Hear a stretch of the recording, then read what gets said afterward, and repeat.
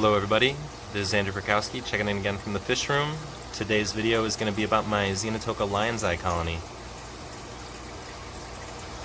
This fish is from the Rio Tamazula in Jalisco, Mexico. It was formally described in 2016 by Omar Dominguez and named for my friend Dr. John Lyons, who happens to be with me today. Hey. Excellent, excellent. And we'll talk with him more in a little bit. Alright, this is a 10-gallon tank.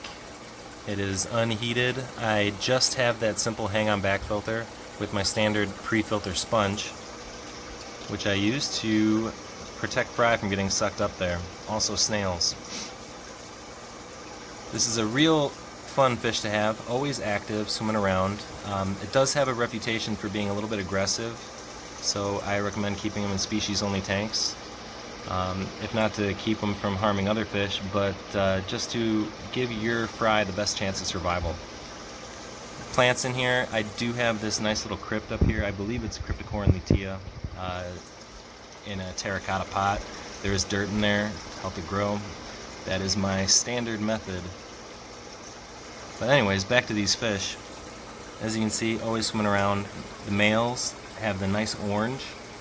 I believe one of the type features of this species, the males will actually, as they get older, get a little bit more orange up into the anal fin. As I had mentioned earlier, these were redescribed from Xenotoca eiseni back in 2016. I do have the rest of the eiseni complex down here in the fish room, but the main reason why we're making this video today is because my friend John Lyons came to visit. So without further ado, let's get some of his insights on these cool fish and what it's like having a fish named after him. Alright, so Dr. John, what's it like having a fish named after you? Well, it's pretty cool. I had no idea that this was coming. I had no expectation that this was going to happen. It was a complete surprise at the time. Omar is a good friend of mine, Omar Dominguez, and one of the other co-authors on the description, Kyle Pillar, is a good friend of mine, and he and I have worked together, all three of us in fact, have worked together quite a bit in Mexico. And I was aware that they were working on this group, and this was a case where the aquarists were way ahead of the ichthyologists and had recognized that, you know, whatever the ichthyologists have been calling eiseni was in fact multiple things. And they had done some preliminary genetic work and said, yes, indeed, there are these three different lineages, and I knew they were in the process of describing it, but had no idea it was going to be named after me. So Kyle Pillar one day emailed me. He said, "Oh, we got the pre-publication proofs of this thing.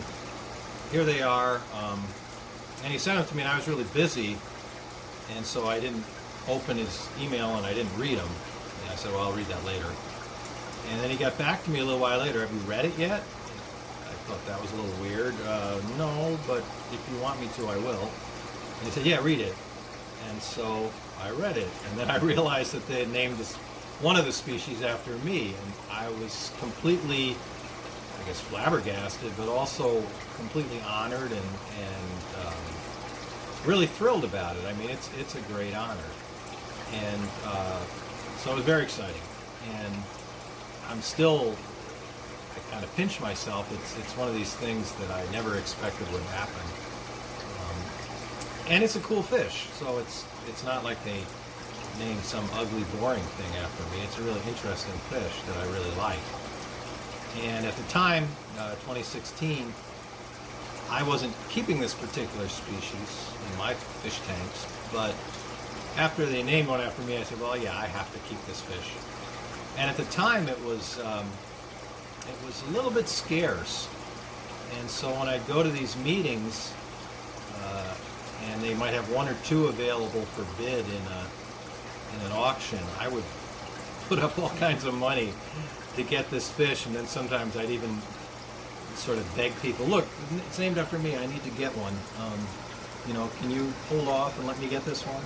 But I eventually got a few and managed to kill a few in the process. But now I've got a couple of different tanks going in my fish room, and they're doing great. And I've got some nice big males that are really pretty and really colorful, and so it's fun.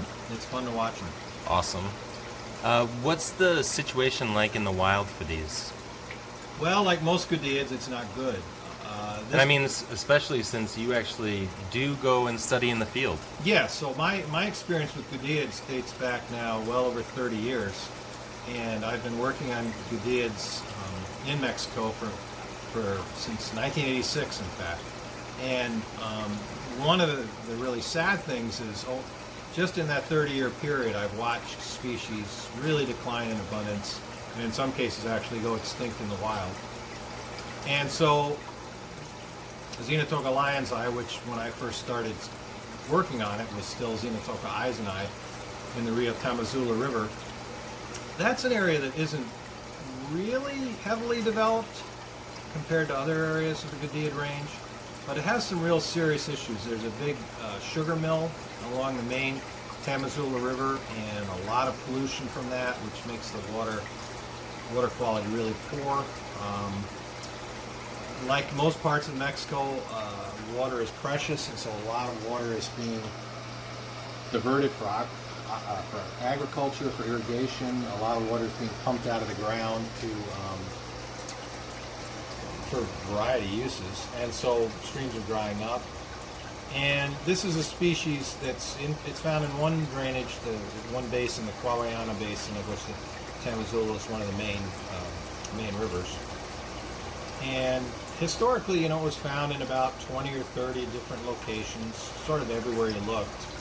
And now it's just limited to 2 or 3 stretches, 2 or 3 reaches of the river. And it's really disappeared from a lot of its range. And unfortunately, that's the tendency for almost all the goodeids in Mexico, and that pattern is repeated over and over. And the particular cause in each spot is a little bit different, but all of the species are in trouble. And that's why it's so important to have people actually maintaining these in captivity and keeping healthy populations going, because the future of these species in many of their wild habitats is not at all certain and often very insecure.